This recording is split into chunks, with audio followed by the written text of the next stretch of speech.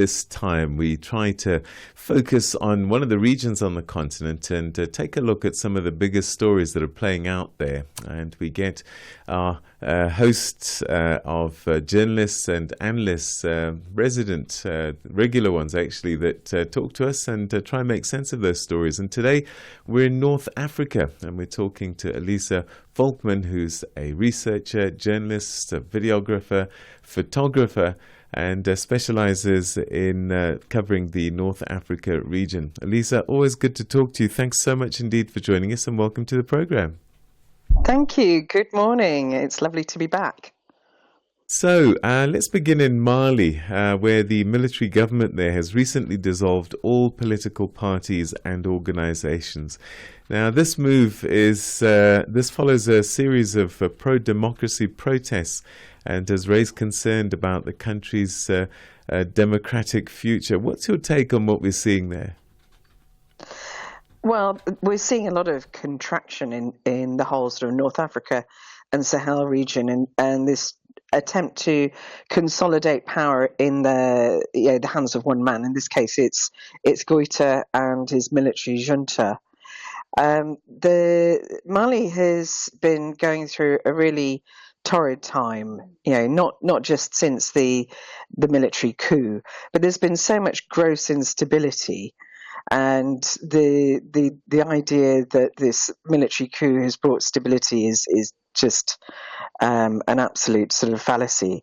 And we've also seen this pivot against France and towards the Russian influence. And I think the people of Mali are just sort of really fed up of all these different sort of conflicting power dynamics, and they want a more stable future, and they want to have more say over their country. But the military regime, even though previously they'd offered elections, are just not ready to give up power. And we see this over and over again, that as soon as civil society and community groups and ordinary people start standing up for their fundamental rights and their right for self-determination and move towards democracy, that whether it's a civil police or a military dictatorship, they immediately react and they take radical moves and eliminate, as in this case, they dissolve all political parties.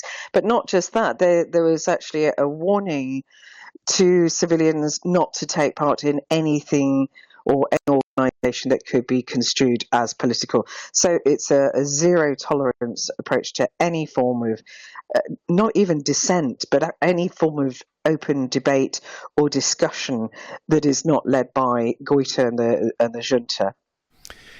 I've been watching things play out in this region, particularly with these countries where the military has taken over. And I'm just wondering, we've got Ibrahim Traore, Burkina Faso's leader there, almost being welcomed by the world, loved by people across the continent.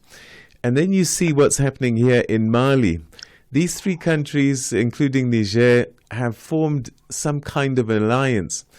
How difficult must it be for Traore now to see his partner in this Sahel grouping behave in this way? Because it doesn't reflect well about his own ambitions for the region.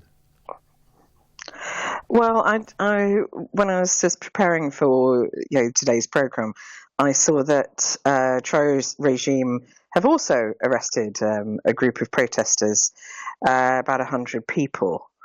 It is the problem of where you have single parties or any form of consolidated leadership, whether that's a dictatorship model or a single party or this sort of monolithic regime. They are very fragile and they're all about control. Traore, he's painted himself, and he's certainly seen as this young revolutionary voice of Africa He's a very handsome, charismatic man, and he stood up against corrupt politicians, and that's how he's perceived. And he certainly presented very well, and I was really disappointed to see that yet again we have this authoritarian reaction to anybody who wants to open up a debate, who wants to demonstrate, and it's also realizing that if a group has got to the point where they're holding a demonstration, where they're marching, then things are bad. Something is not being addressed. It means that there's a fundamental failure of government, whether that's at local level or national level, and that the people aren't being heard. So it shows a lack of maturity in terms of administration and leadership, that they're not able to sit down and listen to other people's opinions and to listen to the demands and needs of the people that they claimed to take power for. So that was a bit of a sad turn of events. And also it's sad that in newsrooms the area is referred to as the coup belt, and where a region has sort of got a nickname, it's not really a good sign. That means that's they're getting known for that thing, rather than say other countries where they may be known for their exports, or something that's actually positive. So this is a concern, and we're also seeing on the other side in Niger that things are looking very fragile, and that the tensions are rising, and we're seeing tensions across borders as well. The other real problem for the whole region and the people is that where you have increased fragility, where you have lack of rule of law, where you have policing by control rather than to prevent crime, that we see more and more the rise of illicit trafficking across the region, and that includes drugs, arms, and people. So it's a sad situation, and particularly for a country as ancient and with such a long history as Mali. I mean, this was the great Malian Empire. It was. You're so right. It's quite disappointing to hear about Ibrahima Traore as well, because one had hoped. But anyway, let's move on to Mauritania now, where former President Mohamed Ould Abdel Aziz has been sentenced to 15 years in prison for corruption, making a significant moment in the country's fight against corruption. What's your take on this? I mean, he claims it's political, but there probably must have been some corruption during his tenure. But what does this all mean? Well, according to the reports, it was $70 million worth of corruption that he pocketed in 10 years. So he profited. Mauritania is not the richest country in the world. So to be taking that amount of money out of the country's GDP is seriously debilitating. Of course, he would claim it's political. He was ousted, and Mauritania is now in a process of a democratic transition. And I thought this is an interesting story to compare with what's going on in the Sahel, because it's a neighbouring country. And what's on the other hand, this is being seen as quite an important moment, because this is a country that is taking its leader to court and holding them to account for corruption whilst in office.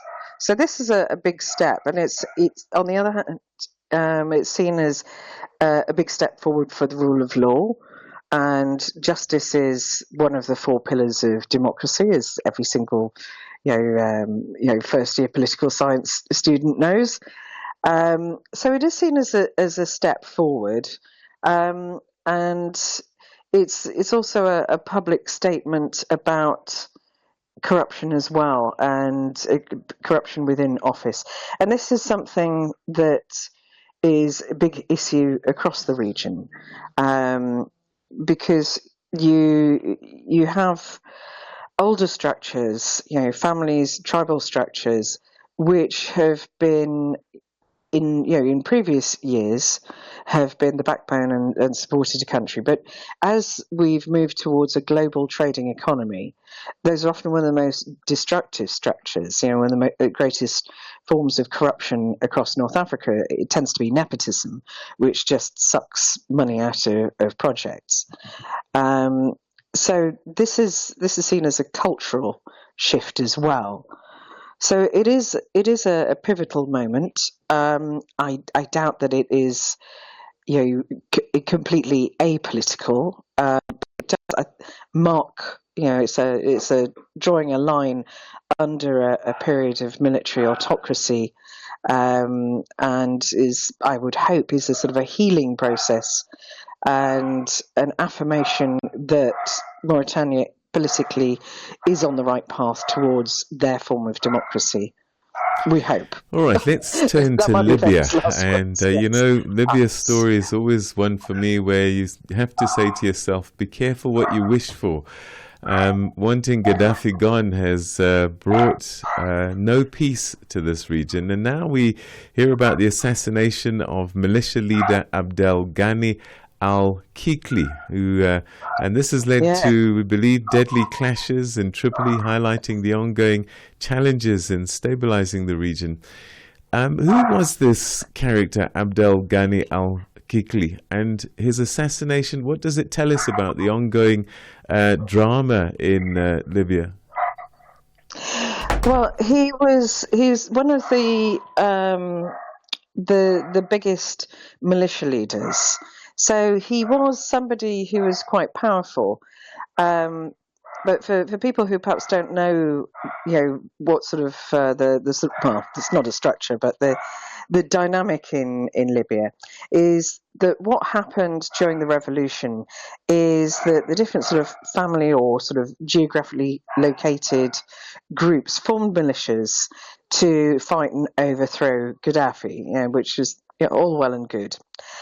The problem was that, and this is the mistake that has persistently haunted Libya since the outset of the revolution, is that rather than just thanking the militias for their work in overthrowing the regime and saying, perhaps giving a golden handshake and saying, no, go home and live long and prosper, they actually put people on the state payroll and tried to make them some form of sort of national security, and this has basically just been an absolute disaster.